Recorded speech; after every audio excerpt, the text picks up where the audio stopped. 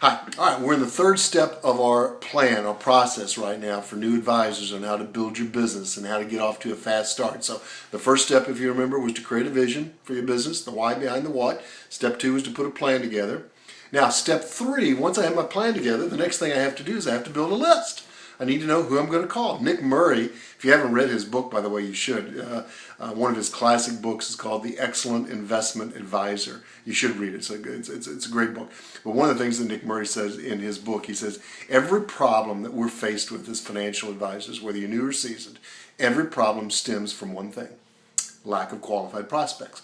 You don't have, if you got a lot of prospects, you got no problems. You don't, you got all kinds of problems. So clearly, your company's not giving you a list of people to go see.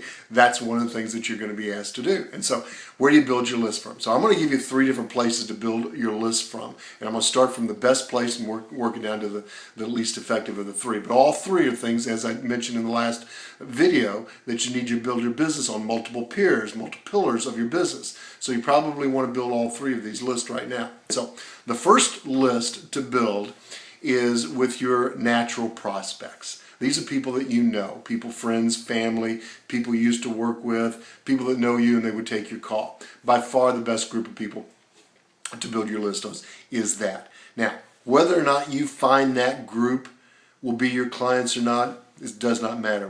Somebody once told me that it's not who you know that's important, but who do they know, and who do they know. Now, here's one of the mistakes that I see a lot of people make in building their list is, I'll give you 2 mistakes. Is number 1 is the first thing that they do is they try to overqualify that list. They start thinking about all the people they know and think, well, do they have money? Do they have an advisor? Would they be a good fit? And my suggestion is right now, if you know them, they go on the list. Don't overanalyze it. I share with you a quick story. I have an advisor that I'm doing some coaching with right now. She's in her 6th month. She's down in Atlanta, by the way. And it's interesting. We were having a conversation the other day. She has 25 or 26 existing clients, households right now that she services. And she says one of the things that she found kind of interesting after 6 months is she started looking back over the list of her clients. Only 2 of her 25 clients came from her original list, the people that she knew. She built a list, her company asked her to do it, just like you guys have been asked, to build a list of at least 100 people that you know. Hopefully it's bigger than that. But she built a list of 100 people that she knew. She thought her business would come from that book, from that list. She found out that only 2 of her first 25 clients came from people that were on that list. But the other 23 clients all came from introductions from people on the list. And so as you're building your list right now, guys, don't overqualify it.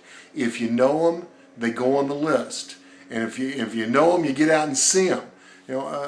Good things happen when you see people. Again, one of the mistakes that I see a lot of us make is we build a list of people we know, and then one of the mistakes is we burn through that list in a week.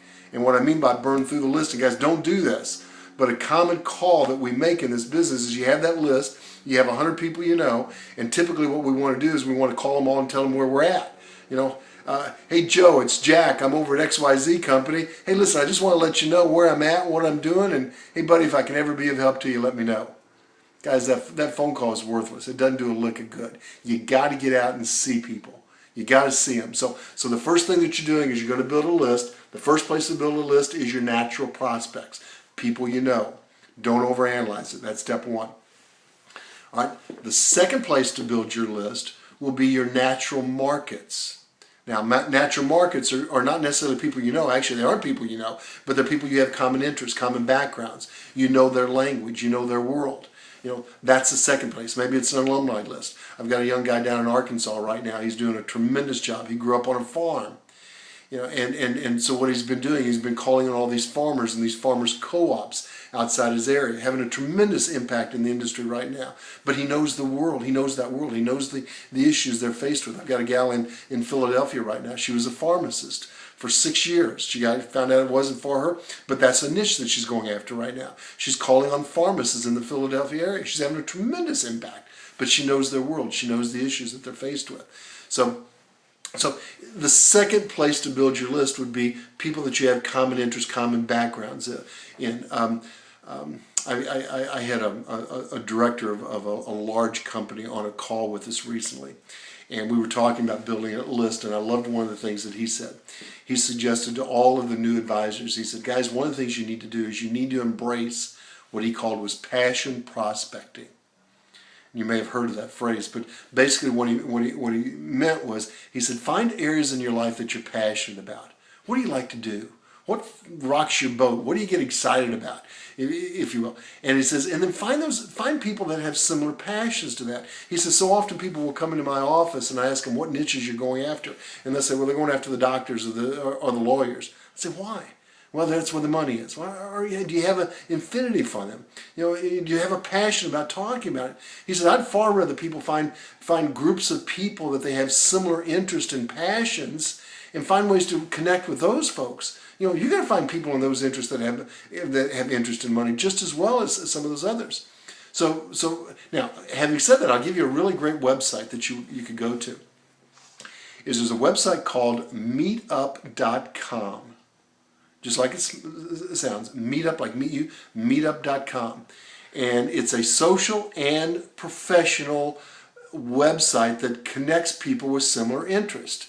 If you want to find a jogging group in Sacramento, you can go to meetup.com. If you want to find a wine tasting group in Omaha, you can go to meetup.com. If you want to find women professionals in Austin, Texas, go to meetup.com.